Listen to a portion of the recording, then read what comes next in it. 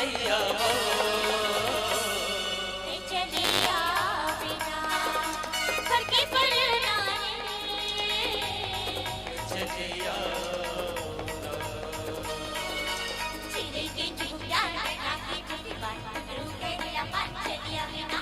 चिड़ै के झुंडा लगा के मेरी बात रुके दिया पान चलिया बिना करूँगा वो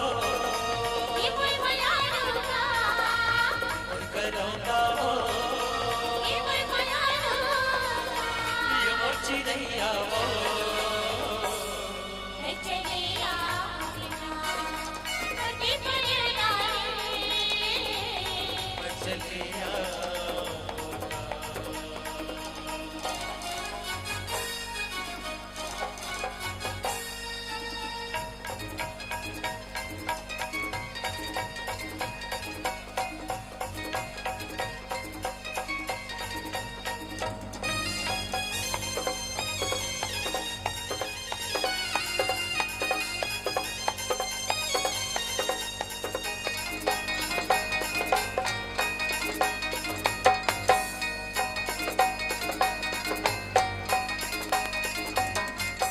कसा के पानी पियन भले वो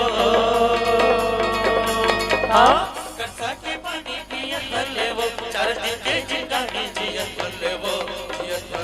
तो चलिया बिना और करूँगा वो ये कोई मयारूंगा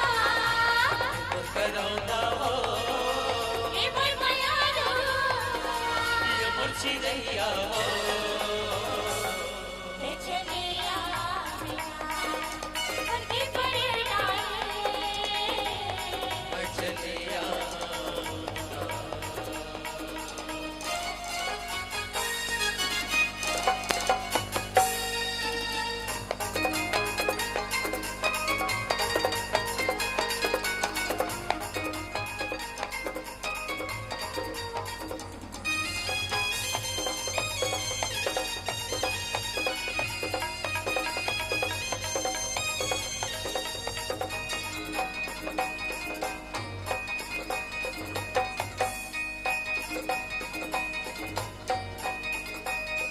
मौका के पानी बरसात लगेगा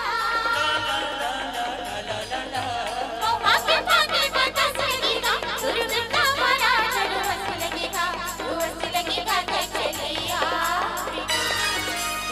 और करूँगा वो ये कोई मयारूंगा और करूँगा वो ये कोई मयारूंगा ये मोर चिड़ैया वो चलिया बिना घर के परनाने चलिया